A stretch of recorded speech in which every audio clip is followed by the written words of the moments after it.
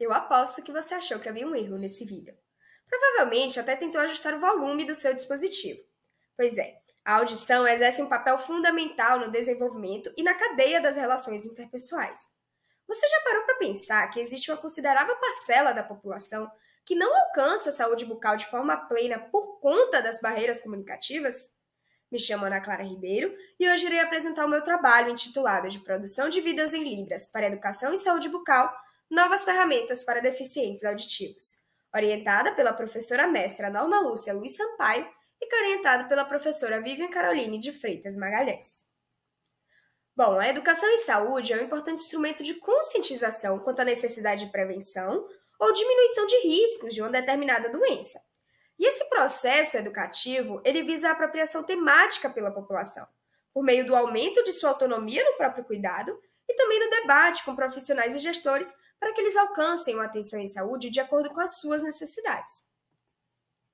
Dessa forma, a língua brasileira de sinais, ou Libras, que está em vigor desde 24 de abril de 2002 com a Lei 10.436, é embasada pela Portaria 2073, que assegura ampla cobertura no atendimento desses pacientes, garantindo a eles a universalidade do acesso, a equidade, a integralidade e o controle social da saúde dentro do âmbito do SUS. Junto ao português, a Libras também é a língua oficial do país e a comunidade surda do Brasil corresponde a 5,8 milhões de pessoas. Dessa forma, as dificuldades comunicativas elas interferem diretamente na acessibilidade, ou seja, no produto da relação entre a disponibilidade efetiva dos serviços de saúde e o acesso dos indivíduos a esse serviço. Então, temos como objetivo do trabalho a produção e divulgação das informações sobre os temas mais relevantes de educação em saúde bucal, através de vídeos disponibilizados gratuitamente no YouTube, em Libras e ilustrados voltados aos deficientes auditivos, a fim de diminuir a barreira comunicativa profissional-paciente. O trabalho foi realizado por uma equipe multidisciplinar, composta por uma orientadora, uma acadêmica do curso de odontologia e uma tradutora e intérprete de Libras. E ele foi dividido em 4 etapas principais, sendo a primeira delas a identificação das barreiras, onde foi constatado que pessoas com deficiência elas possuem demandas não atendidas no âmbito da saúde justamente por enfrentarem barreiras no acesso a esses serviços, principalmente a barreira comunicativa. Já a segunda etapa foi a seleção dos temas a serem abordados, onde os assuntos escolhidos eles foram voltados à prevenção, portanto, cárie, doença periodontal, técnicas de higienização, uso do fio dental e dieta cariogênica.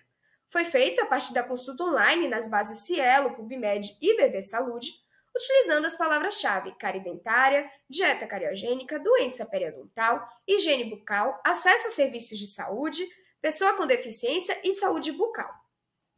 Dentro disso, todos os artigos foram analisados em 3 fases. A primeira delas, analisar se o título era condizente com o tema.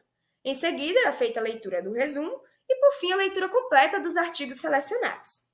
Os critérios de inclusão foram trabalhos com temas relacionados à etiologia, fatores de risco, formas de tratamento e prevenção, que fossem entre os anos de 2015 a 2024, nas línguas portuguesa ou inglesa e disponibilizados de maneira gratuita. Eles podiam ser do tipo artigo, caso clínico, revisão de literatura, revisão sistemática e até mesmo capítulos de livro.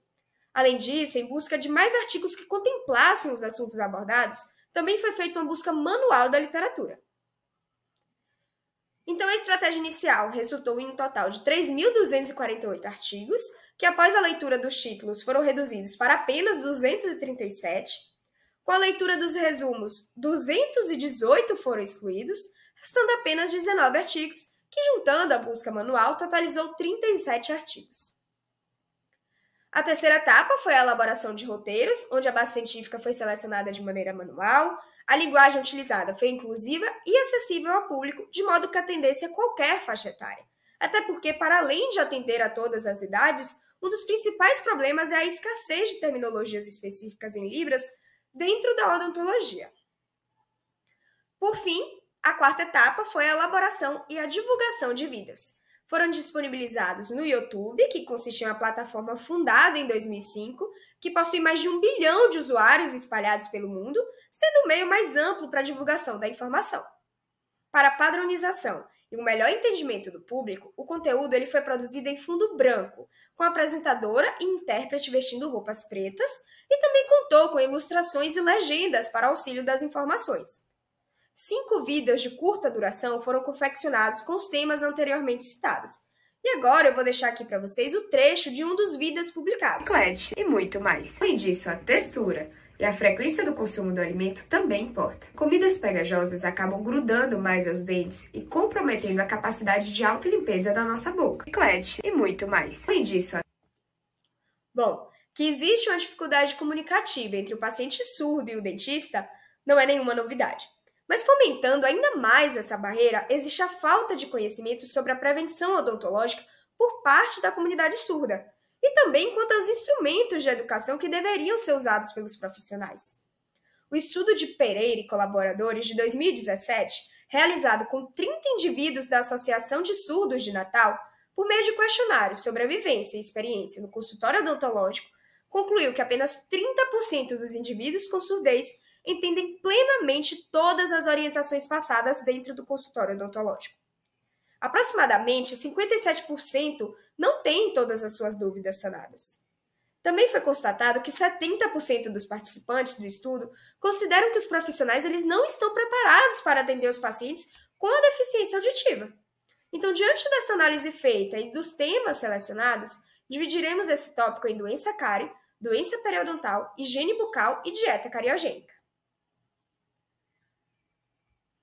A cárie, então, consiste em uma patologia comportamental, advinda de um processo disbiótico e associada a uma dieta cariogênica, e que possui influência de aspectos sociais, políticos e educacionais. Sendo assim, devemos considerar o micro-organismo como um fator participativo da etiologia, e não determinante. Dessa forma, quando há uma deficiência da higiene bucal, acumula-se na superfície dos dentes o biofilme, que é composto por agentes microbianos. Ao serem estimulados por uma dieta rica em carboidratos fermentáveis, esses agentes eles acidificam o meio. E quando essa acidez ela se mantém contínua, o processo antes fisiológico de desmineralização e remineralização, ele perde sua homeostase, resultando na perda de conteúdos minerais, o que caracteriza uma lesão incipiente de mancha branca. Porém, não apenas a tríade dente, biofilme e dieta compreendem a etiologia dessa patologia. Também devemos levar em conta o fluxo salivar, a capacidade tampão e as taxas de depuração do açúcar. Quanto à doença periodontal, a gengivite corresponde à sua fase inicial, sendo resultante do biofilme dentário, porém nela ainda não há perda de inserção. Já a periodontite corresponde a uma doença inflamatória crônica, responsável pela destruição progressiva do aparato de inserção. Porém, apenas a presença desses micro-organismos por si só não são capazes de promover o início ou até mesmo intensificar a doença periodontal. Ela é envolvida em uma etiologia multifatorial, que associa a predisposição genética, a condição sistêmica e a fatores ambientais. Além disso, o tabagismo e a diabetes mellitus, elas se apresentam como fatores de risco, modificando a resposta imune dos indivíduos e, consequentemente, interferindo no curso, na gravidade e até mesmo no tratamento dessa doença. Mas ainda assim, fica estabelecido como um dos fatores etiológicos mais relevantes o biofilme. Então, dessa forma, para além dos métodos mecânicos de escovação, uso do fio dental, a gente pode intervir quimicamente, utilizando antissépticos bucais com compostos de ingredientes ativos, como a clorexidina e fluoretos, que possuam a capacidade antimicrobiana. Quanto ao tratamento, ele pode ser não cirúrgico, que vai consistir na remoção frequente do biofilme, do cálculo e de outros elementos incorporados ao cemento, por meio da raspagem e alisamento radicular supra ou subgengival e também o polimento coronário, como também pode ser cirúrgico, com aumento de coroa clínica, com a colocação de enxertos gengivais e também recobrimentos radiculares. Enfim, dessa forma, uma terapia periodontal bem-sucedida, ela elimina completamente o biofilme e o semente doente da superfície dentária. Bom, as condições patológicas ditas anteriormente só reforçam ainda mais a importância da higiene oral. Essa higienização ela compreende um amplo e complexo histórico de prevenção de doenças bucais. Existem diversas técnicas de escovação, mas a priorizada sempre deverá ser aquela que tem a maior adaptação e adesão por parte do paciente. E é importante destacar que a escovação é um dos métodos mais eficientes de levar flúor à boca, enquanto que o fio dental ele é ideal para a limpeza dos espaços interdentais. Segundo a cartilha Mantenha o seu sorriso fazendo a higiene bucal corretamente, publicada pelo Ministério da Saúde em 2013, informa que se deve escovar os dentes com creme dental fluoretado, realizando movimentos de vassourinha e também movimentos de vai e vem nos dentes posteriores, e para os espaços interdentais, utiliza cerca de 40 centímetros de fio dental.